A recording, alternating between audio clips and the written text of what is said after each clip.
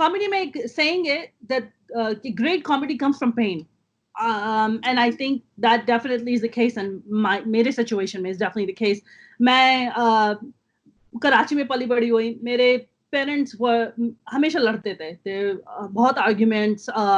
मेरे dad very successful guy, very nice guy, could be very nice guy, मगर also बहुत physically violent towards मेरी अम्मी को बहुत मारते थे जब मैं बहुत छोटी सी थी.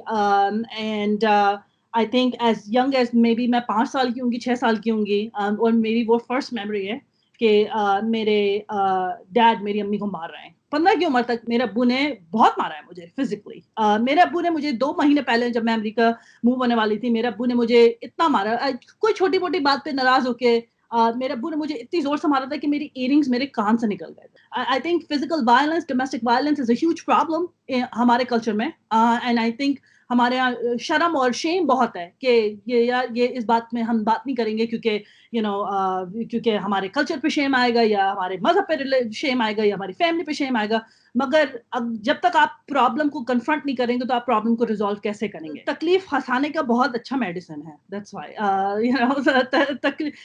जो लोग आई फील जो सबसे ज्यादा रोते हैं उनको मे बी लोगों को हंसाना सीख लेते हैं. वो दो किस्म के लोग होते हैं. जो लोग सबसे ज्यादा रोते हैं, या तो वो बड़े होके लोगों को और रुलाते हैं, या फिर बड़े होके लोगों को हंसाते हैं. तो मैंने चूज किया कि मैं लोगों को हंसाऊं, और खाली लोगों को नहीं हंसाऊं, अपने आप को भी हंसाऊं. कॉमेडी जो है ना, it is literally the best medicine कि आप अपनी तकलीफ को भी लेके आप maybe you can choose to also make fun of it. और स्टैंड अप कॉमेडी कितनी मुश्किल है, खासतौर पे जब आप देसी ऑडियंस के सामने करती हैं या आप लोकल अमेरिकन के सामने, इंटरनेशनल ऑडियंस के सामने करती हैं, तो उसमें क्या फर्क है? बहुत फर्क है. आई फील लाइक देसी ऑडियंस या मुस्लिम ऑडियंस के सामने certain topics आप ज्यादा नहीं बात कर सकते हैं क्योंकि the audience tends to be a little bit more conservative. They don't want to talk about certain topics.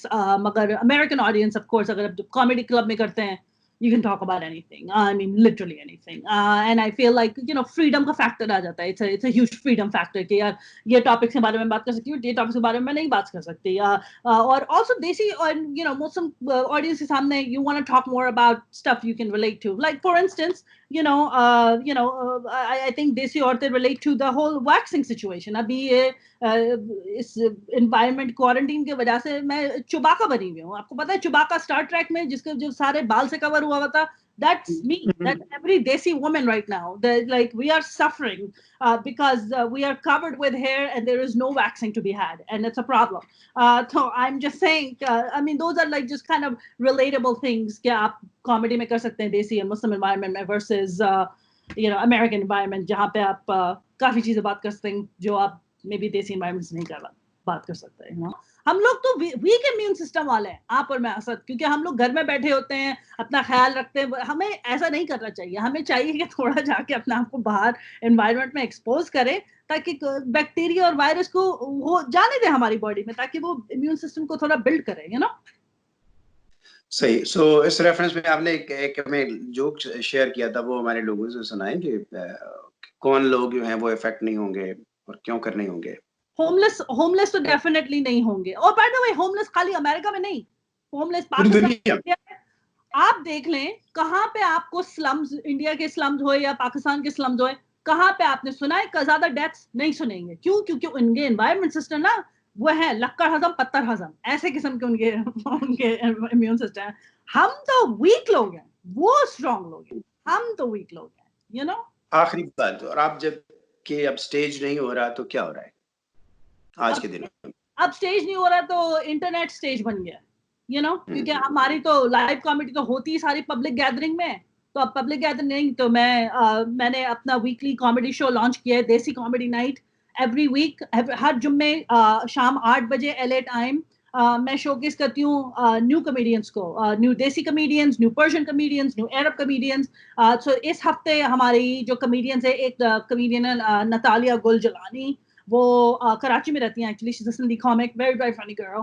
तो मैं चाहती हूँ कि जितने भी ग्लोबल कॉमेडियंस को मैं शोकेस कर सकती हूँ, that's really what I am doing right now. क्योंकि हंसना तो बंद नहीं कर सकती मैं, और हंसना और हंसाना. और एक और बात, ये आपके ख्याल में ये जो आजकल इस पेंडेमिक के दौर में जो स्ट्रीमिंग चैनल्स हैं, ये कैसे एंगेज कर रहे हैं लोगों को? अगर ये ना होता तो क्या होता? मैं आपको बताऊं, अगर सबसे सबसे पहले आप बाय द वे किसी भी सोसाइटी में ले लें, वो सबसे ज्यादा फंडिंग जो होते हैं निकालने की कोशिश करते हैं आर्ट्स से और आर्टिस्ट से। अगर if it wasn't for arts and artist right now, लोग जो होंगे पागल हो जाएंगे। इमेजिन कि अगर आपके पास नेटफ्लिक्स ना हो, हुलू ना हो, आपके पास, आप घर में बैठ के टीवी ना देख सकते हैं, तो सीरियल ड्रामे ना देख सकें, आप कॉमेडी ना देख सकें, मूवीज ना देख सकें। आर्टिस्ट, आई नो कि लोग नहीं ज्यादा, specially I think in our culture, हम ज्यादा नहीं देते भाव आर्टिस्ट को, मगर द ट्रूथ इज कि it is artist right now that are single handedly saving people's sanity and people's happiness and people's suffering, in the sense not physical suffering, but I'm talking about emotional and mental suffering. It's artists like myself, so I have a lot of, that's why I have a lot of respect for arts and artists. बहुत शुक्रिया Mona Shaikh, stand up comedian, आपने में Los Angeles से join किया, बहुत शुक्रिया आपका। Thank you so much, बहुत शुक्रिया।